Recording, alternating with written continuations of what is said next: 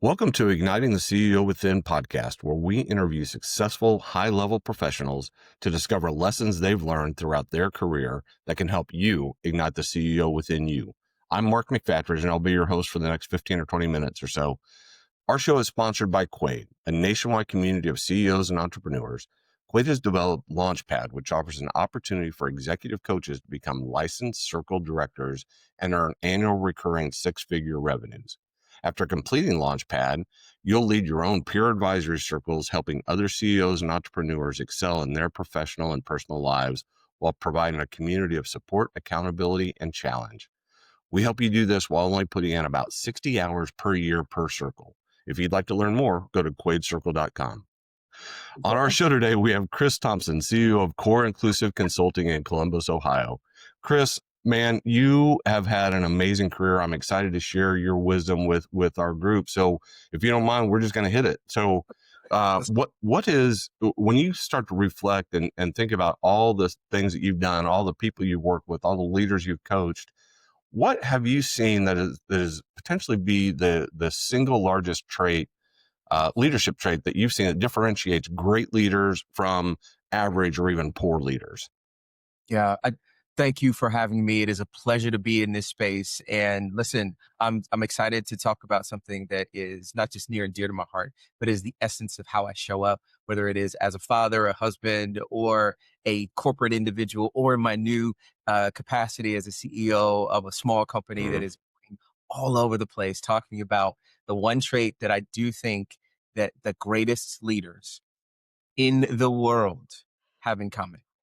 And it is this idea that you have the ability to see the human and to be present with the human, no matter what the situation is.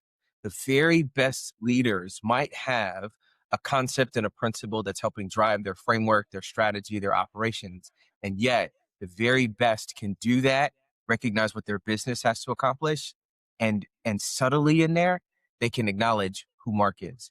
They have a sense for the thing that I'm getting ready to do for my business. I have an appreciation for how it's going to impact Mark. I have an appreciation how it's going to impact Christopher. And that is a rare thing that you find, and especially in a time like this, where you can find a leader who can make some really hard, difficult decisions for the business and be able to come to you and say, Mark, here is how this is going to impact you. I know this is going to be hard, but let's figure out how we make sure this works for you too. So to me, being able to acknowledge and recognize there's a human in front of you in every decision really does create differentiation in leadership to me. I love it. What's ironic, silly, whatever is that should be natural, right? Like that should be the most natural thing in the world, and yet it's not. And so walk me through the journey of you helping leaders identify that and work on that and bring that to front and center. What does that look like when you're working with folks? Yeah, I appreciate the nuance of the question, because the work, and I've got a shameless plug, new book coming out the summer of next year. It's called Awesome. Strong Core. And I want to just start with the first two words. It says the inner work. And for me in coaching, for me in leadership, it is this understanding first that I'll give it by way of example. I've stopped asking people, how are you? And I've started asking, what's the best thing that has happened for you? And it could be 48 hours. It could be yesterday. It could be in the last 6 months. But what I have found is that when I ask a different question, that different question opens up someone's ability to share a different answer. Because how are you doing oftentimes gets a fine, okay, Mhm. I'm all right. It's what I call the responsible lie, right? The Mhm. responsible lie is I don't really want to tell you what it is that's going on with me. And yet it is deeply important for the leader to recognize that so that you know what's going on. And for me, when I've asked that question, whether it's in a coaching session, whether it has been when I was working in corporate America and had a team, what it always did for me is it started off every conversation with a way for me to better understand where that person was so that I then could understand what was happening inside of them, not, Mhm. not just here, Mhm. but you oftentimes found out what was happening here. And as a leader, when I can better understand what's happening with you internally, I Mhm. can now begin to better appreciate how the external forces that are showing up may be creating a dynamic where you can't hear the thing I'm asking you to do. Or you may be becoming defensive because the Hmm. thing I've asked you to do isn't a problem. It's whatever else is going on. And I used to laugh in some of my coaching sessions, Mark, where people would say, I don't want to be a psychologist. And I would say, but you are, right? You Right. like they say, I play one on television. Like this, like what's that one commercial where I stayed at a Holiday Inn last night, right? Right, It's right, right, right. like, and that you're having to be a thing that you didn't train to be, and yet you're having to show up as that thing. And to the extent for me, it's being able to say, wait a minute, do I have a better appreciation of what's happening with you so that when I have to make a decision or give a recommendation or provide consultation in some way, I'm not doing it arbitrarily or just throwing the proverbial arrow, hoping for the best. Hope is not a strategy, but it is a way for me to begin to understand what someone is hopeful for, because that's an internal way of me saying, okay, now I know how to lead. Now I know how to provide instruction, direction, or some perspective that can help you move forward. Hmm. So that's Yeah, how. that's great. I really like that inner focus that you reference up front too, right? Because I think so many times, well, most of the time, I think it has to start with self-awareness first before you can ever start working on with other people and understanding that. You've got to understand yourself. Yeah. Yeah. And it's difficult in this day and age to acknowledge that maybe there is something inside of yourself that needs to change, especially if it's been working. What do you say? If it's not broke, don't fix it. Right. Hmm. And Yeah. less about what's being broken and more about how do you create an innovative way of thinking about what you've always done? How do you use it as fuel for the new thing you have to go do? I use that in the context oftentimes when I talk about AI. AI is a tool, but AI needs a creator. Just like Hmm. we have a creator, AI needs a creator. And without our input, it's not as good as it needs to be. It's a Hmm. tool, it's a resource that we use. And so you've got to have a deep understanding of who you are, where you want to go, how you want to get there. And oftentimes that is helped by the tools that we bring into our ecosystem. And Hmm. so for me, it's this like, I can't get to a true place that I'm aware of myself without having some tools that help tell me what might need to change, what Hmm. might need to adjust, what I might need to grow from. I'll give a quick example. I've got a presentation that I do, and I use two deflated basketballs. And one of them, I have an electric pump, and the other one, I use a regular old school, you got to pump it with your arms. Uh-huh. And I asked the group, which one is going to pump fastest? Which one do you think? Probably the electric pump. No. Is actually the one where it's putting in more effort to push the air in. And the harder you push, the faster the air goes in versus the electric pump. You have to wait for it to do the work. Huh. And one would think it would be faster, but in Yeah. every instance, Mark, it hasn't been faster. But what it tells me is I have a tool that can do a thing without causing me to have as much effort. And then I have a tool that's caused me to put in a whole lot of effort, but it gets it done faster.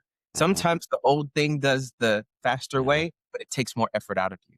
And so you have to be aware of when do I need to use what tool when, and especially when I'm trying to create an awareness about where it is that I'm going and what I'm needing to do.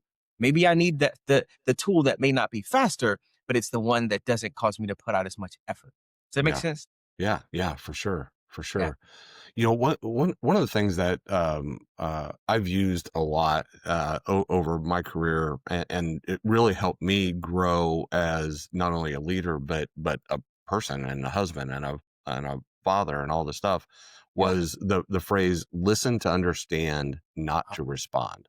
yeah. And Yeah. a lot of what you're describing is what you do, right? As you start to talk with people that you're coaching, you have to listen and almost hear what's not being said. And you can only do that if you keep your mouth quiet and listen to what that person's really saying, right? Yes, yeah. The one of the best compliments I've ever gotten is, and I've gotten it a number of times, and people say, "Christopher, you're always so present when you're with me. Nothing else matters when I'm with you." And sometimes I have to be careful because I am so into what that person is saying with me. I'm present with them that Hmm. I might lose that there's something else I need to be thinking about or focused on. But you bring up one of the points that we talk about all the time. It's that old Stephen Covey, 7 Habits of Highly Effective People. One of the Yep. principles, right? Seeking first to understand, then to be understood. And Hmm. we always talk about people are seeking to understand and then they stop. And the real trick is making sure that you understand where someone is coming from. I'll give you a Hmm. Coach Chris principle here. It's called context, content, comment. When you have context on the content, then you can effectively comment. But a lot of people are commenting on content without context, and it's creating confusion and frustration for a lot of folks. And so I think, wait a minute, do you have context on the thing that we're talking about? If so, content is content. I Hmm. talk to facilitators and coaches all the time that says you and I could have the exact same content, but without the context of the room, the context for what we're presenting it for through our lived experience and the examples that we give, the comments will be very, very different. And we see it in social media today. I think it's Gary Vee that calls it interest media. But it's this place where we're seeing comments on a small piece of content, Hmm. and out Hmm. of text, it now creates this social discord that isn't always the very best possible. And so I think in leadership, when I can provide the right kind of context, the content that I provide, every comment now provides me the ability to be present in a way that is relevant to the person that I'm across from. And it could Yeah. be a room of one or a room of 50. Yeah. Yeah. No, I love that. I love that.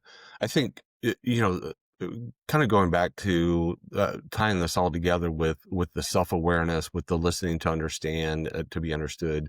Um, a lot also continues to be, I use the phrase unapologetically authentic. Mm, And so helping people understand, again, going back to that self awareness of who you are, what you stand for, what are your values, that type of stuff. Sometimes people get confused and think when you use the phrase unapologetically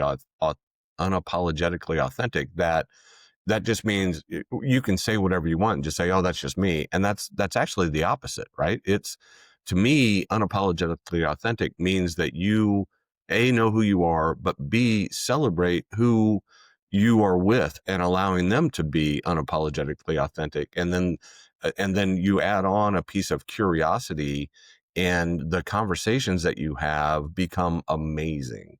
yeah, yeah, yeah. I really, really appreciate that perspective and lens, Mark, especially on the curiosity side of it. It, so what it infers is you have to apologize for being you. And when did that ever become something we had to applaud or call was okay? We just don't. And yet, in many of the environments we go in, because someone has to, and I'll use this word very carefully, conform to the environment or shape shift themselves into a way that allows them to feel comfortable, allows them to be accepted in that Mhm, they go into. And then oftentimes people show up as a shell of themselves. And mhm, so I think about this idea of being unapologetic. That means there's nothing to be sorry for. And mhm, the authentic side means there is some unique perspective, idea, and lived experience that you bring into an ecosystem and environment that makes that culture or that place and the people around it better. So don't apologize for making the place you go into a better place. Just make sure you recognize that the place you choose to go in, you understand what are the boundaries around it. And mhm, from there to break the boundaries, because that's what your job description says you're supposed to do, then break mhm. those daggone boundaries down. Uh, and if not, make sure you're testing it. But I want to give people permission to say if you go into an environment and you have to be apologetic because of how you are showing up, I would challenge people to think about whether or not that's a space they still need to be in. Because the Mhm. more you have to shrink yourself over time, you lose yourself. And that conversation around self awareness we've been having, you Yeah. no longer have an awareness of who and how you are actually showing up. And then you've lost yourself. And Mhm, I sincerely, in the work that I do, really start with this idea. People show up in my coaching and say, all right, this is what I want to, this is my goal. This is what I want to accomplish. And a lot of it's around career growth and promotion, like I think. And we pause first and we have a conversation that says, all right, tell me about the place you are. Tell me about how you're showing up. Like mhm, these questions to really begin to understand, are you actually showing up in the true fullness of the best of who you are? mhm, Or is this portions of you showing up here and portions here and portions here? And that might explain why you're so exhausted. So I very much appreciate that, man. Thank you for bringing that Yeah, up. no, that's great. We start in Quaid circles, which are groups of CEOs, peer groups. We start every meeting and we ask everybody to share three words, Mhm. one representing mind, one representing body, and one representing soul. So where are you mentally, physically, and spiritually right now? And Yeah. it does exactly what you just said is it makes you think about where you are and should you be here and what frame of mind you're in and all those things. It's an amazing way to kick off a meeting for sure. Oh man, I love that. Like it really Yeah. does set people and makes you show up in your honest Hmm. self. Yeah. There's a group I'm a part of, and one of the things that we talk about is it's called the man cave. And one of the things that we talk about is we remove anything that we say. It has to be through an I statement, and um, you have to show up.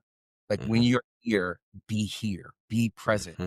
Whatever you got to do to block out the noise or close the room off and whatnot, be present. And Yep. it's beautiful to recognize how we build connection, how we build community, and then help Hmm.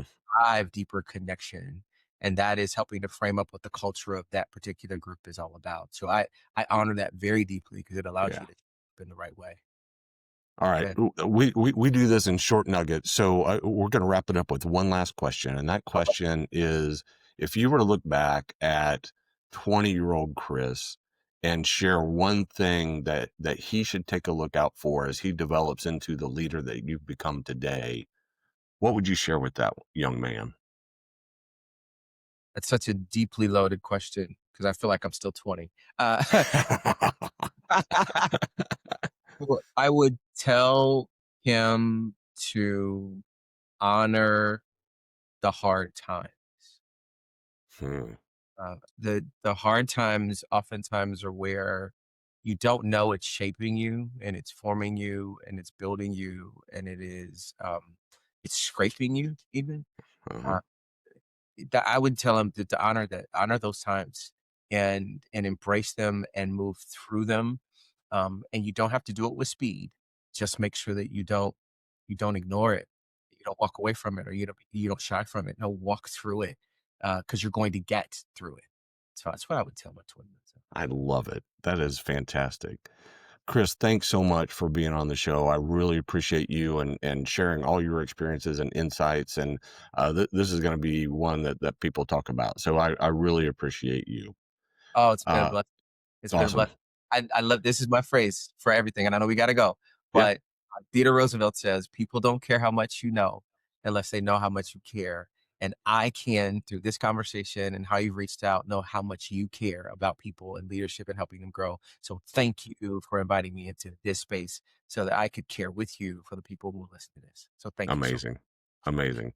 Well, all we've done it again. We brought on and shared a bunch more leadership nuggets with you. As we wrap up, I want to remind you that Igniting the CEO Within is sponsored by Quaid, a nationwide community of CEOs and entrepreneurs. Quaid has created Launchpad, which provides an exciting opportunity for executive coaches to become licensed circle directors and earn annual recurring six-figure revenues while only putting in about 60 hours per year per circle. To find out more, visit quaidcircle.com. Until next time, keep igniting that CEO within you. I'm Mark McFatridge. Thanks for listening.